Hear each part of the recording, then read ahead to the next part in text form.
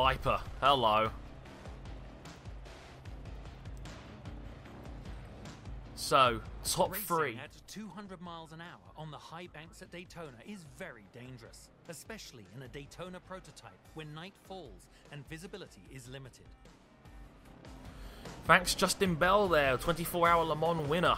And yeah, they're saying here 20,000 credits if you can finish in the top three. Okay, and I think let's use a couple of dares. Moderate shift time increase. Do I dare start from the back here? I can only use one dare at a time, so let's use a boost as well. Let's go superb drafting. Right. We're up in the ante for this one. Let's go.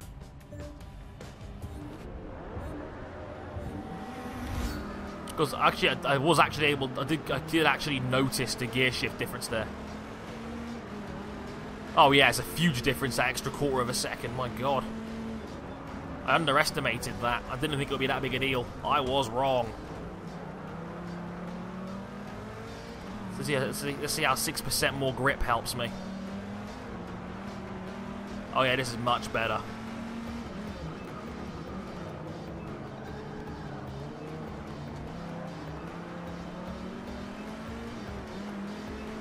I actually feel a bit racier in this now.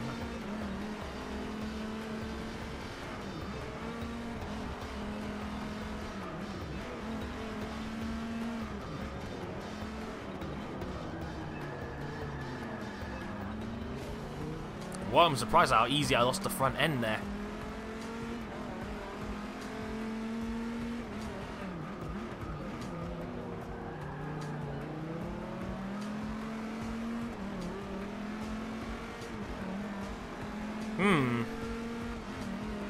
Bit surprised at that, to be honest.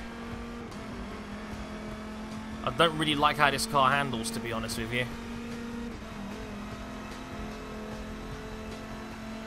But can we go back to the old one again?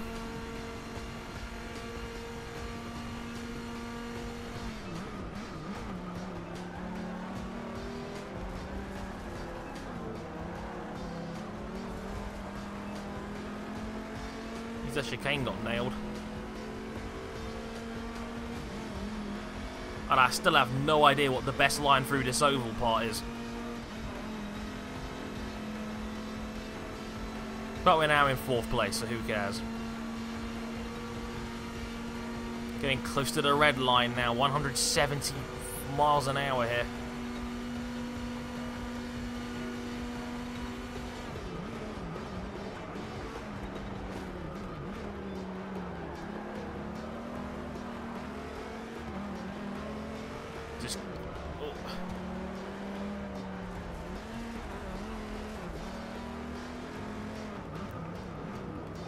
The traction control kicking in there. Like, it just wouldn't let me get the power down when I wanted it to. That's a little bit annoying.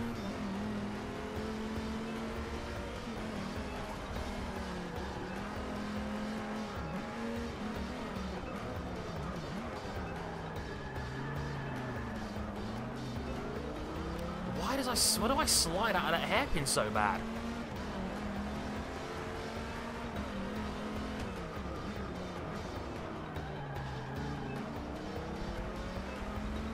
Low corner grip on this thing is not great. But the downforce it generates is pretty sick, can't lie. Oh, bugger off, Ferrari. You win everything. Give somebody else a chance.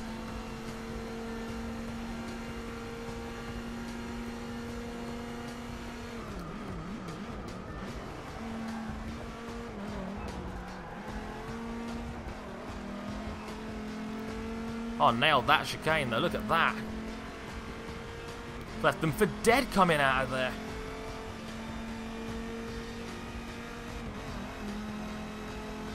Right, now I've got some clear air. Let's see if I can learn how to get this down.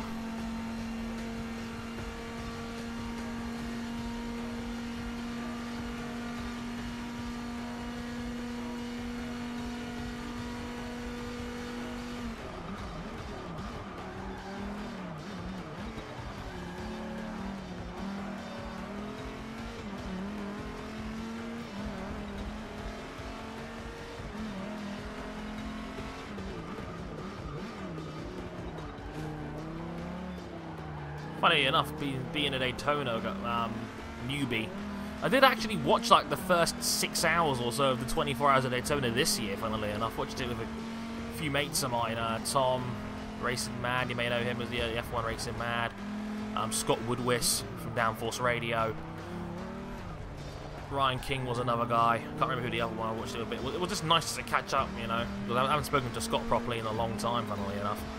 He's out there just crushing it. He's going off to bloody Texas next week for the Forza Fuel commentary. Off to the Circuit of the Americas over in Texas, the lucky bastard. Hope he has a good one, if he's watching this, which he might be. I'm not exactly breaking off from these guys, but I'm doing enough to keep myself ahead, which is all I really need to do. I don't feel like I'm going particularly fast in this car, though, funnily enough.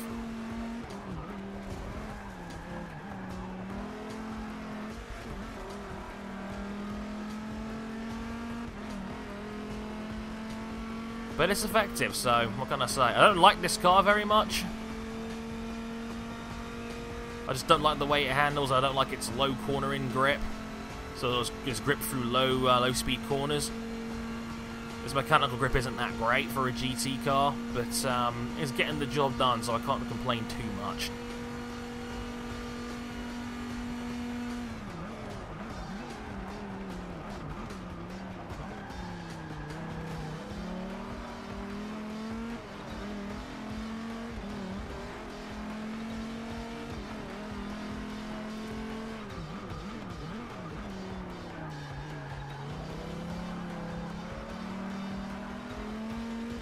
Yeah, the traction control is very heavy on this car.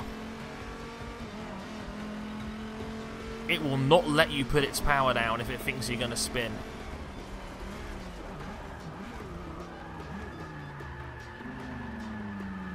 And look at that. That's a big error for me on that one.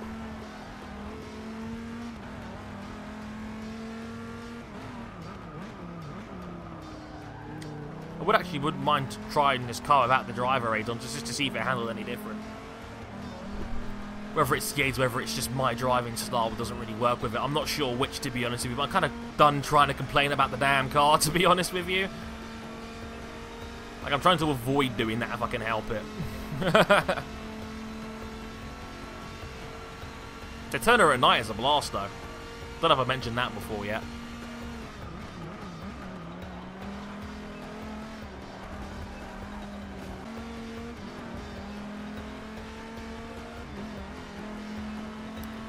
Well, coming around the last of the banked oval for the last time.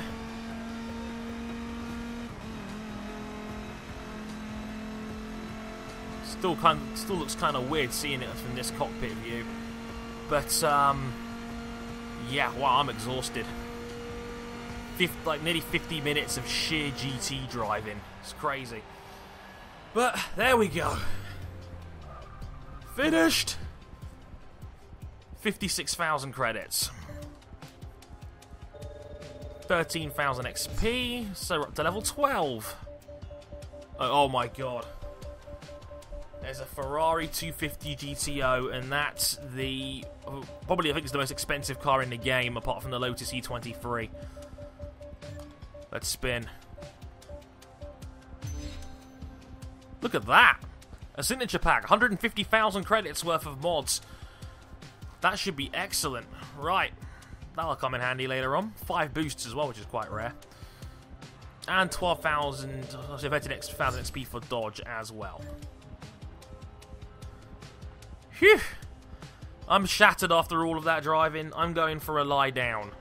I can't believe I've gone through all of that. That was a very mixed bag, but overall I really enjoyed that. Until the next time I start taping, I've been Harrison101. Thank you very much for watching, and I'll catch you guys next time. Sayonara. Eventually. Hey guys, Harrison101 back at it once again with a brand new video for you, and welcome back to Forza Motorsport 6, sort of, in the same video, or something. Yeah, just to explain, that's where I stopped my taping last time around.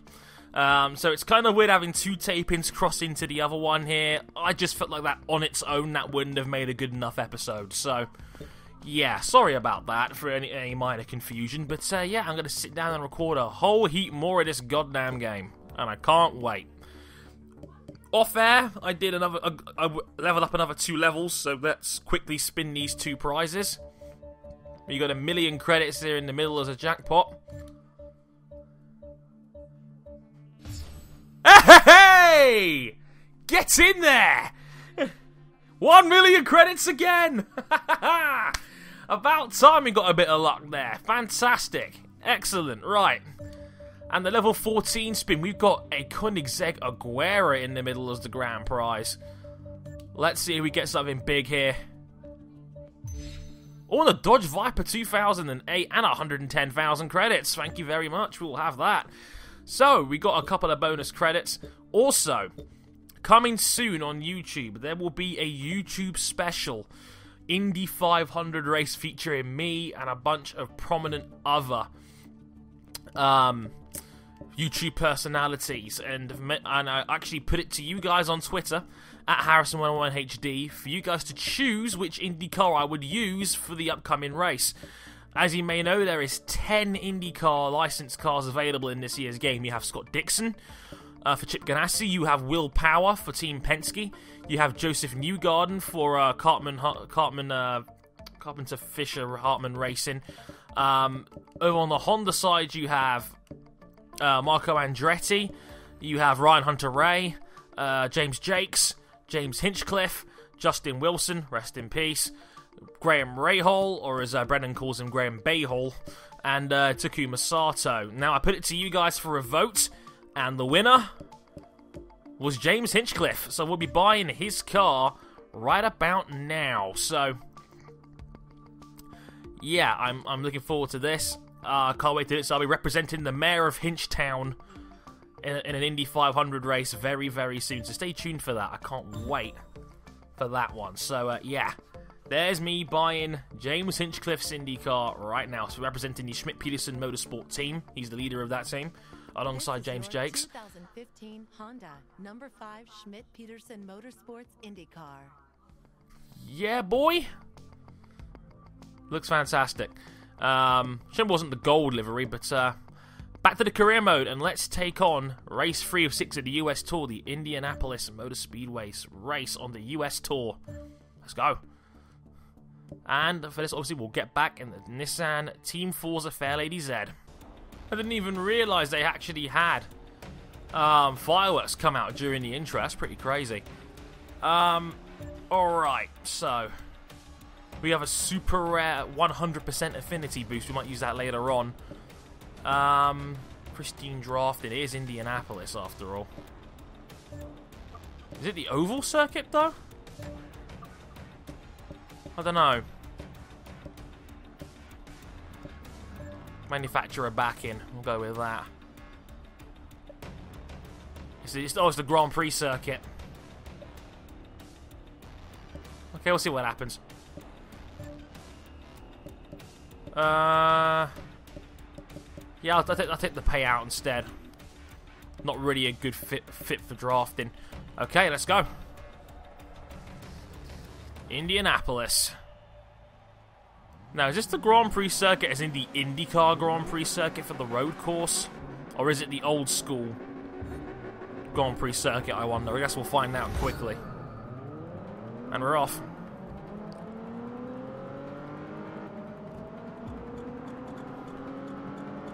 Not the best start.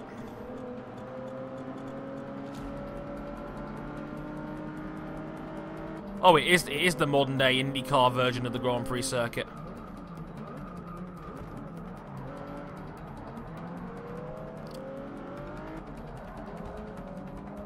Okay, let's see what we can do here. Up into 10th place. Got cars either side. Bit of a nudge there. Got a car going wide around here. Because this is actually a fair bit faster than the... if I remember correctly, this is actually a little bit better than the old school Grand Prix circuit that obviously Formula 1 used to go to back in the days. Funny was, back in those days, I actually really, really loved I actually really love the Grand Prix circuit.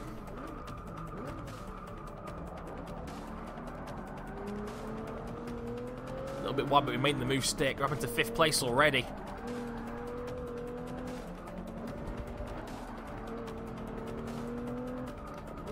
So this is where the Grand Prix circuit would normally be finishing off now. You go back onto the oval, but this actually isn't like that.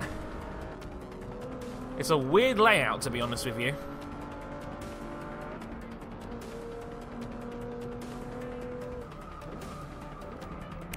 So yeah, it comes off here now. So we're taking the long way round.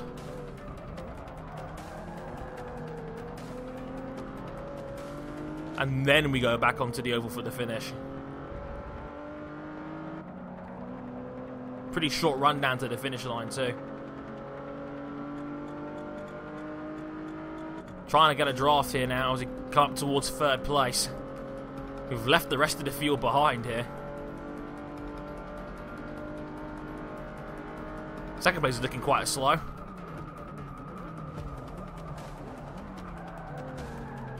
Little tap on the back of the Celica. Going 3 wide through turn 2. Managed to make it work and we're up, I think, to 2nd place now, yep. Now go chase down the leading car.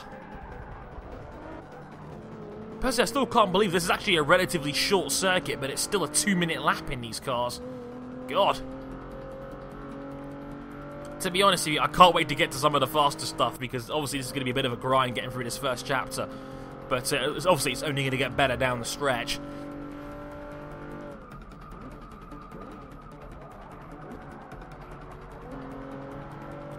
Alright then.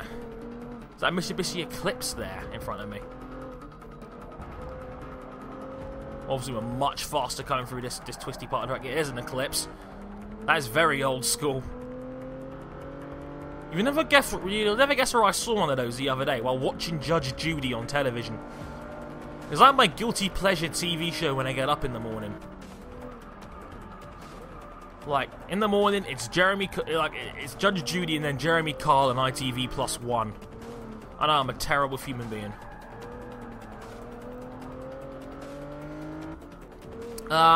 In the meantime, though, I know a lot of people wanted to talk to me about some personal feelings at the moment. I know a lot of people have been asking whether I'm okay or not, because I've not been, the happiest-go-lucky of person on the internet lately, and a lot of people have been asking after me, and I appreciate the well wishes and the concern. To put it in a nutshell, I just feel like life at the moment for me is in limbo. For those that don't know, I'm 23 years old. I'm 23. I just graduated uni about 2 months ago. That was back in July, and it feels like that was yesterday. That was 2 months ago now. Jesus. But like, if you ever got the feeling that your life's kind of in limbo at the moment and you don't really know what to do with yourself, I'm kind of getting that feeling right now, because I graduated from uni. I got a 2-1. I did really well in my degree. I was really happy with that. I was very proud of myself. One of the proudest days of my life. And ever since then, it's now like, you look at it and you go, well, this should be easy. Go find a job now. Start your career and then see what happens. And sometimes it really isn't that simple. It's hard to get a journalism job. It's hard to get jobs in the media. It's a very specialized industry, and people like you are a dime a dozen. I am nothing special except maybe for my YouTube channel, and it's a little bit frustrating that way when things don't really work out, and you just feel like you're sitting on your hands waiting for something to happen. It's never a nice feeling. Let's put it that way. And it's kind of a bastard that way, really. And you feel like you always want to do better, and you feel like you're doing really well, but in life it's like you just feel like you can't catch a break. It's not a nice feeling. You mix that with a couple of separating parents and just the general stress of life, and a job you're only working 4 hours a week. It gets a little bit frustrating at times, naturally, but what can you do? Such is life. Anyway, that was a win. Very happy with that. Affinity level 2 for Nissan. 3 races to go. Let's head to the IndyCar season finale venue. Let's go to Sonoma. Alright, here we are at Sonoma. Mods to use. Okay, I'll get the 100% affinity level bonus. The super rare we got for that. I'm tempted to play the severe setback one here because I do like Sonoma, but it's only the short circuit. Should we give it a shot? Let's give it a go. Alright, we'll be starting from 22nd on the grid. This is going to be a tricky one. I can see just how far back I am from here. How many laps have we got to play with here? I think it's 5. It's 4. Okay.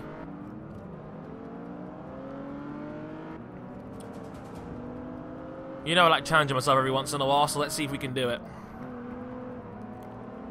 Not the best start from the AI here. Gonna go the long way around. And we're in 15th place already, which is a good start. I'm about to pass TM at Marduk here in his driver tar.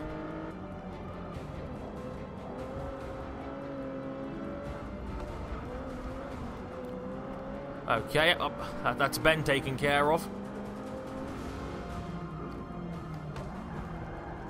That Subaru was braking very early there. We're up into P10.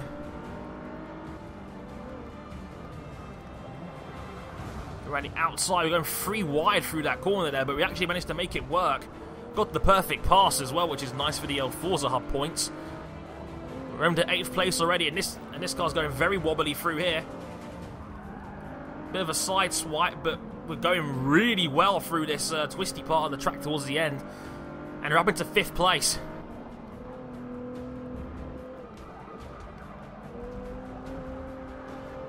Under braking, we're up into 4th. Wow, what a start. Looks like this car likes it here. Now, can we get up to the leading pack of 3 here? We've got 3 laps to do it in.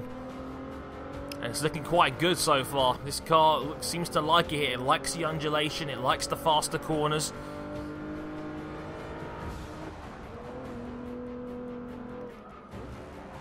See, I think that's the reason why I was able to get such an advantage, because the AI were going really slow up this part of the hill.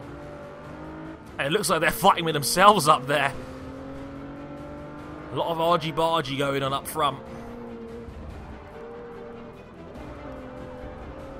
The Eclipse looking real shaky up here, going over the hill. Up into 3rd place. Another perfect pass. If only I had that mod boost right about now. I'll be on fire. Dropping my mixtape up in here. Taking the wider line. Clipping that outside apex now. The twisty part of the track again. There's a little bit of rubbing paint, but he's gone very wide through there. Go down the inside and we're in the lead. Excellent stuff. Who needs a severe setback when you got this?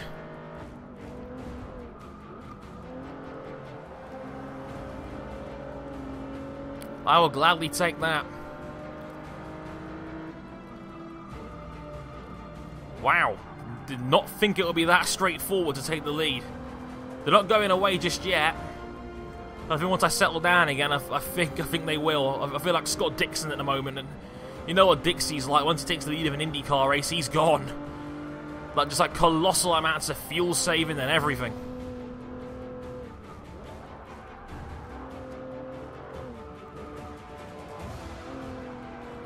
But yeah, it's just again, it's like the last time I did a taping was like something like, I think it was just under a week ago now, like 3 or 4 days ago, and like in that time I literally just couldn't wait to start taping more of it. That's how much I'm enjoying this game right now. And it's like when I did my grid let's play 3 years ago. I was sitting there and I'm just thinking, God, if only YouTube would grow on this game like everyone else has, because it is just so good. It's a shame as well, because I know a lot of people have made comparisons towards this game and Project Cars, which came out 4 months ago now. I know like Team VVV's gone down there and making a whole bunch of comparison videos and saying, oh, you know, Project Cars is like this and Forza's like this. My response to that is, comparing the two is dumb. The only two games the only way you can really compare them is graphically, and that's to each their own and their own subjective taste. These two, like those two franchises and these two games have got completely different approaches. Think of it like this. Project Cars was crafted by a bunch of hardcore PC gamers with wheels, with, you know, sim layouts, you know, with setups to suit their own needs.